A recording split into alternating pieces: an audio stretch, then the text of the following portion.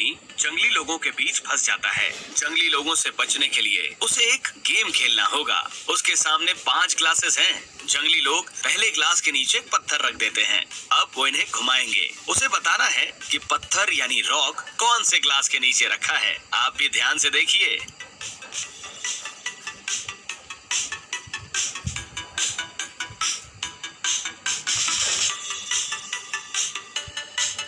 जंगली लोग फिर उस आदमी से पूछते हैं, बताओ पत्थर कौन से ग्लास के नीचे है। तो आदमी बोलता है डी। अब आप बताइए कि क्या वो आदमी उन जंगली लोगों से बच पाएगा कि नहीं बच पाएगा। मुझे अपना आंसर कमेंट करके बताइए। आप चाहें तो रिपीट भी कर सकते हैं। इस वीडियो में टोटल 15 पहेलियां हैं, तो आप जितनी पहेलियों का सही जवाब दे पाओगे आपके उतने पॉइंट्स होंगे। अगर 5 पहेलियों का सही जवाब दोगे तो आपके होंगे 5 पॉइंट्स। वीडियो के एंड में कमेंट करके बताइएगा अपने पॉइंट्स। देखते हैं किसके ज्यादा पॉइंट्स होते हैं। और हाँ, इस वीडियो के एंड में जो पहेली है वहाँ काफी लोग फंसते हैं, इसलिए उसे जरूर देखिएगा। आपको एक तांत्रिक किडनैप करके एक जादुई घर में कैद कर देता है। हालांकि आप सामने दिख रहे 4 दरवाजे में से किसी एक दरवाजे से बाहर निकल सकते हैं। पहले दरवाजे के पीछे बहुत ज्यादा ठंड है। अगर आप इस दरवाजे से जाएंगे तो आप कुछ ही सेकंड्स में बर्फ बन जाएंगे। दूसरे दरवाजे के पीछे सूरज इतना तेज है कि वहाँ से गुजर रही कोई भी चीज तुरंत राख में बदल जाएगी। तीसरे दरवाजे के पीछे एक नदी है जिसमें भूखे एलिगेटर्स और क्रोकोडाइल्स यानी मगरमच्छ भरे पड़े हैं। चौथे और आखिरी दरवाजे के पीछे जहरीली गैस है जिसमें आपका दम घुट जाएगा। क्या कोई तरीका है जिससे आप तांत्रिक के कैद से आजाद हो पाएंगे? आपके पास 10 सेकंड्स होंगे पता लगाने के लिए।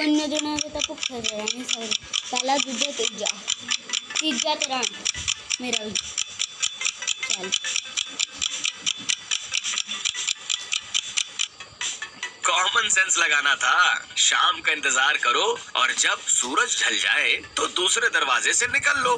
क्या आपका जवाब भी यही था? इस पहेली में मेरे शब्दों पर ध्यान दीजिएगा वरना आप फंस जाओगे। आप घूमते घूमते गुफा में फंस गए हैं। आपके सामने गुफा से बाहर निकलने के 2 दरवाजे होते हैं। पहले दरवाजे के पीछे गर्म लावा की नदी है। अगर आप उसमें गए तो आप ऑफ कोर्स जलकर मर जाएंगे।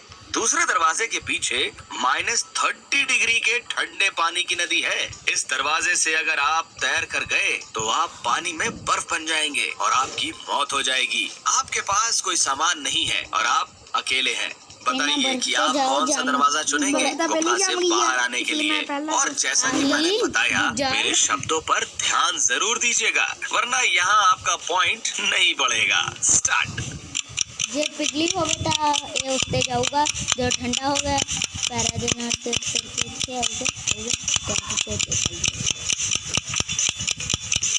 ओ दूजा। चलिए आंसर देखते हैं। नदी का पानी -30 डिग्री सेल्सियस है तो नदी तो जम चुकी होगी। आप उस पर आराम से चलकर गुफा से बाहर निकल सकते हैं। सिंह साहब की डेथ हो जाती है। इन्वेस्टिगेशन के लिए पुलिस को बुलाते हैं। पुलिस आती है और घर के चारों सदस्यों से पूछताछ करती है। सिंह साहब की वाइफ बोलती है, मैं तो रूम साफ कर रही थी, मुझे कुछ भी नहीं पता है। उसका बेटा बोलता है, मेरे तो हाथ फ्रैक्चर है, मैं दिन भर बेड पर सोया हुआ था। गार्डनर बोलता है, मैं तो लंच कर रहा था साहब। और कुक बोलता है, मैं तो बाजार सब्जी लेने गया था, खाना जो तैयार करना था। इन सब का इंटरव्यू लेने के बाद भी पुलिस को कोई सुराग नहीं मिलता है। ऑफिसर अगले दिन वापस आता है चारों से कुछ और पूछताछ करने के लिए और इस बार वो समझ जाता है कि सिंह साहब का खूनी कौन है। पर कैसे? पुलिस को इस बार ऐसा कौन सा सुराग मिला? आपके पास 10 सेकंड्स होंगे पता लगाने के लिए। आप चाहे तो वीडियो थोड़ा पीछे करके देख सकते हैं।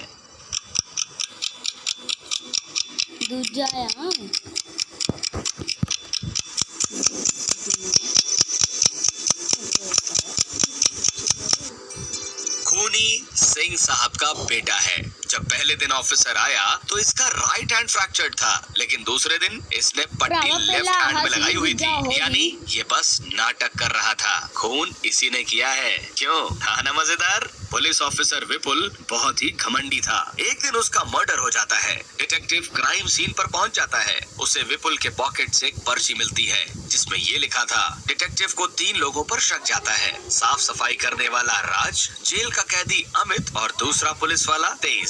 साफ सफाई वाला बताता है, मैं तो सफाई कर रहा था। इंस्पेक्टर विपुल मुझे हमेशा डांटते रहते थे, फिर भी मैंने कुछ नहीं किया है। जेल का कैदी बताता है, सबको जेल में डाल देता था, लेकिन मैंने मर्डर नहीं किया है। दूसरा ऑफिसर तेज कहता है, मैं तो चाय पीने बाहर गया था, मुझे कोई आइडिया नहीं है।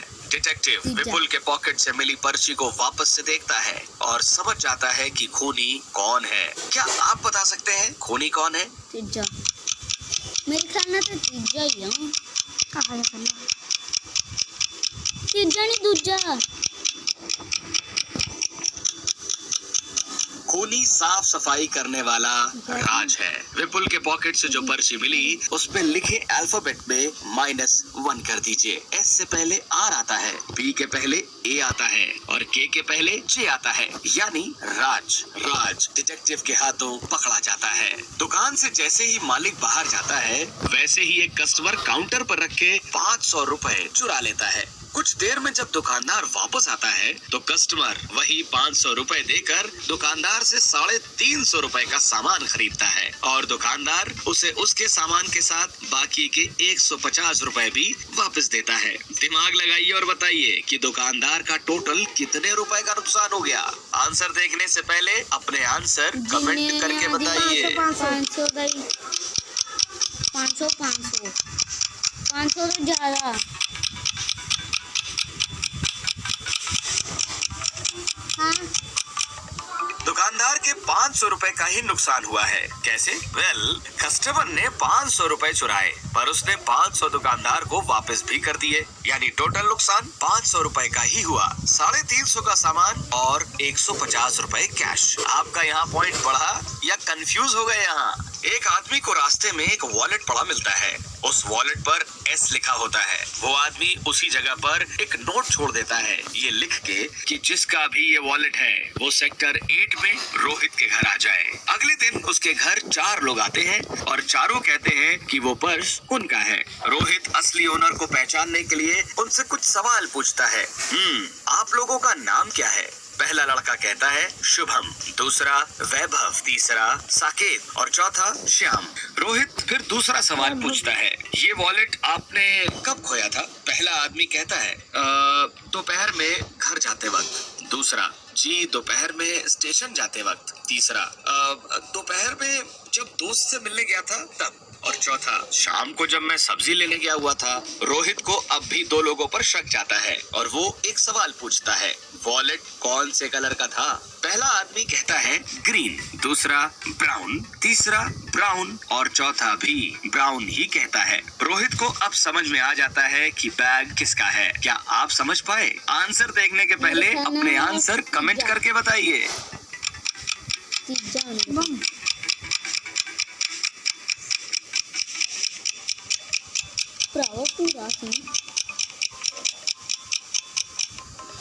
काफी सारे लोग अभी तक सोच रहे होंगे वो वॉलेट तीसरे बंदे का था। वॉलेट पर एस लिखा था तो वो वैभव का तो हो नहीं सकता क्योंकि उसका नाम वी से शुरू होता है। रोहित को वॉलेट दिन में मिला था तो फिर ये शाम को कैसे हो सकता है? यानी ये बैग चौथे बंदे का भी नहीं है और वॉलेट का कलर ब्राउन है, ग्रीन नहीं। तो पहला बंदा भी झूठ बोल रहा था। बैग का असली ओनर है तीसरा बंदा यानी साकेत। क्या आप ये सोच पाए थे? पुलिस एक डाकू का पीछा कर रही थी, लेकिन तभी अचानक से पुलिस की कार और डाकू की कार रेतीले टीलों में यानी सैंड हिल्स में फंस जाती है।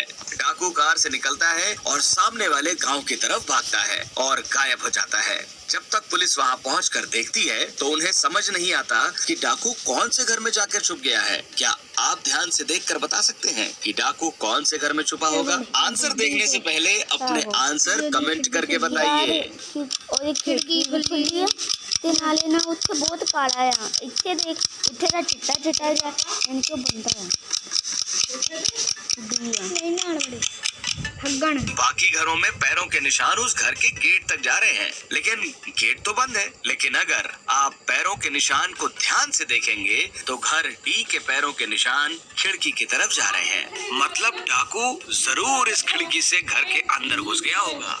एक ट्रक, एक घुड़सवार और एक मोटरसाइकिलिस्ट एक साथ सिग्नल ग्रीन होने के इंतजार कर रहे होते हैं। अचानक से ट्रक ड्राइवर ने ट्रक का हॉर्न बजाया। जोर की आवाज सुनकर बगल में खड़ा घोड़ा डर गया और उसने अपने बगल में खड़े मोटरसाइकिलिस्ट के कान काट लिए। तेज दर्द के कारण मोटरसाइकिलिस्ट गलती से बिना सिग्नल ग्रीन हुए बाइक को आगे बढ़ा देता है, जिससे एक एक्सीडेंट हो जाता है। सिचुएशन को अच्छे से एनालाइज करिए और बताइए कि पुलिस किसे पकड़ेगी। आपके पास 10 सेकंड्स हैं, अपने आंसर कमेंट करके बताइए। ड्राइवर ने उन्हें हॉर्न के बजाय ड्राइवर ने बड़ा हाल ड्राइवर।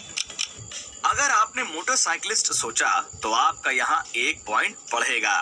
मोटरसाइकिलिस्ट गिरफ्तार होगा क्योंकि ट्रक तो सिग्नल पर हॉर्न बजाएगी ही। घोड़े को पुलिस गिरफ्तार कर नहीं सकती, लेकिन मोटरसाइकिल वाले ने हेलमेट पहना होता तो उसका कान भी सही सलामत होता और एक्सीडेंट भी ना होता। था ना मजेदार? एक लेडी अपने स्कूटर पर बहुत लोगों को लिफ्ट दिया करती थी। एक दिन ऐसे ही उसने किसी को लिफ्ट दिया और उस दिन उसकी मौत हो गई। डिटेक्टिव आशीष तुरंत वहां पहुंच जाता है, सीन को देखता है और समझ जाता है कि ये मर्डर नहीं एक्सीडेंट है। पर कैसे? डिटेक्टिव को ऐसा क्यों लगता है कि ये मर्डर नहीं एक एक्सीडेंट है? इसका हिंट वीडियो में ही है, तो आप चाहें तो वीडियो को पीछे करके देख सकते हैं। आंसर देखने के पहले अपना आंसर कमेंट करके बताइए।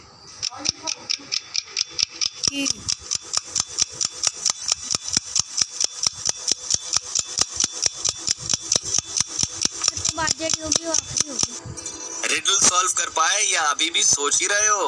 अगर आप ध्यान से देखेंगे तो लड़की का दुपट्टा हमेशा हवा में लटकता रहता था। एक बार वो बाइक के चक्के में फंस गया और गर्दन टूटने की वजह से लड़की की मौत हो गई। अभी आगे वीडियो और भी गजब के रिडल्स बाकी हैं, पर उससे पहले अगर वीडियो को लाइक करना भूल गए तो लाइक चेक कर लो, क्योंकि लाइक करना जरूरी है यार। राहुल बैंक से पैसा निकाल कर घर जा रहा था, तभी पीछे से किसी ने उसको धक्का दिया और उसका सूटकेस छीन लिया। चोर सूटकेस को लेकर बैंक के अंदर चला गया। मुंह के बल गिरने की वजह से राहुल चोर का चेहरा नहीं देख पाया, लेकिन उसने चोर को बैंक के अंदर जाते हुए देख लिया था। वो तुरंत बैंक के अंदर गया और चोर को ढूंढने लगा। पैसों से भरा सूटकेस उसे 2 औरतों के बीच में दिखा। क्या आप ये बता सकते हैं कि इन दोनों में से चोर कौन है? आपके पास है 10 सेकेंड्स, अपना आंसर कमेंट करके बताइए।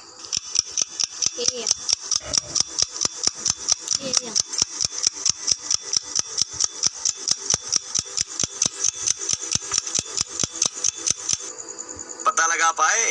अगर ए ने चोरी की होती तो सूटकेस उसके राइट में होना चाहिए था, क्योंकि उसके लेफ्ट हैंड में प्लास्टर है, मतलब चोरी बी ने की है। क्या आप बता सकते हैं कि इस लेडी का हस्बैंड कौन है? तीनों फोटोज को गौर से देखिए और मेरे बताने से पहले अपना आंसर कमेंट कीजिए।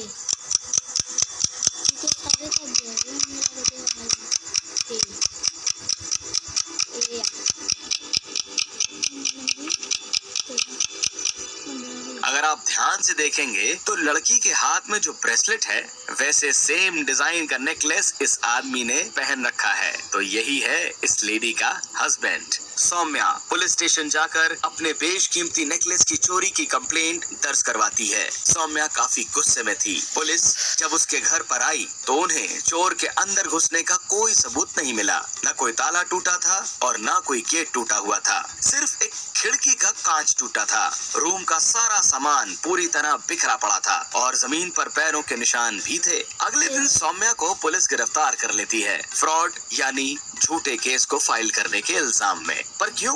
पुलिस ने ऐसा क्या देख लिया? रिडल को फिर से देखिए और आंसर बताने के पहले अपना आंसर कमेंट करके बताइए। स्टार्ट।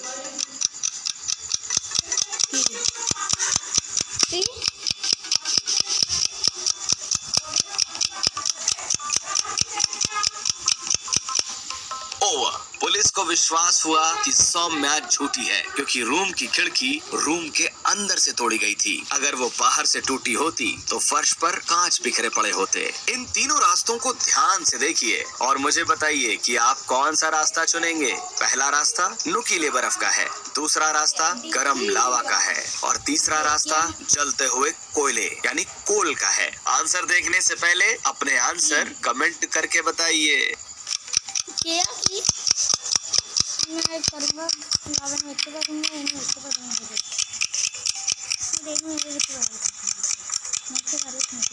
यहाँ काफी लोगों का पॉइंट बढ़ा होगा, क्योंकि ये इजी था शायद। नुकीले बर्फ से जा नहीं सकते, गरम लावा से भी नहीं जा सकते, नहीं तो पैर जल जाएंगे। यानी सही आंसर होगा गरम कोयला। पैर को पानी से गीला करके कोयले पर चलेंगे तो पानी भाप बन जाएगा और भाप आपके पैर को कोयले के बीच में कुछ देर के लिए इंसुलेटिंग लेयर बना देगा, यानी आपका पैर नहीं जलेगा। ओके, तो ये है आखिरी रिडल और इसका जवाब मैं अभी बताऊंगा भी नहीं। हाँ, तो ये काफी आसान, लेकिन फिर भी काफी सारे लोग यहाँ फंसते हैं। इसका जवाब आप बताओ नीचे कमेंट में। देखते हैं। रिडल ये है कि पहाड़ के किनारे से आपके मम्मी और पापा दोनों गिर रहे हैं और आप पहाड़ के ऊपर हैं। ऐसी सिचुएशन में आप क्या करेंगे? सोच समझ के आंसर देना। देखते हैं किसका जवाब कितना इंटरेस्टिंग होता है। वीडियो को लाइक नहीं किया तो वीडियो को लाइक कर देना और वीडियो में कितने पॉइंट्स हुए कमेंट में बताना और रिडल्स के लिए यहाँ क्लिक करना।